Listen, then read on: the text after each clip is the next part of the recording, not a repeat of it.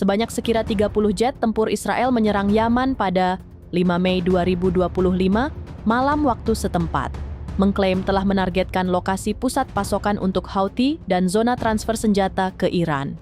Mengutip Al-Mayadin, hal itu diumumkan dalam pernyataan di media sosial XIDF pada 6 Mei 2025 dini hari.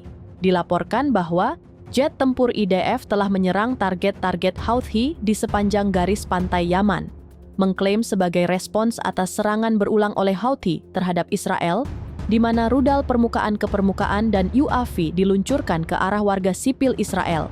Adapun lokasi pasti serangan terjadi di pelabuhan Hodeidah. Diklaim berfungsi sebagai sumber pasokan utama bagi Houthi dan digunakan untuk mentransfer senjata Iran. Lokasi infrastruktur teroris yang diserang di pelabuhan Hodeidah berfungsi sebagai sumber pasokan utama bagi Houthi dan digunakan untuk mentransfer senjata Iran. Selain itu, jet tempur IDF juga menyerang pabrik beton Bajil di sebelah timur kota Al-Hodeidah.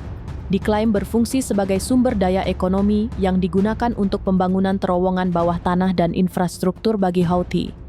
Pabrik beton Bajil di sebelah timur kota Al-Hodeidah juga diserang, yang berfungsi sebagai sumber daya ekonomi yang signifikan dan digunakan untuk pembangunan terowongan bawah tanah dan infrastruktur teroris bagi Houthi, menegaskan bahwa serangan terhadap lokasi infrastruktur itu dilakukan dengan tepat.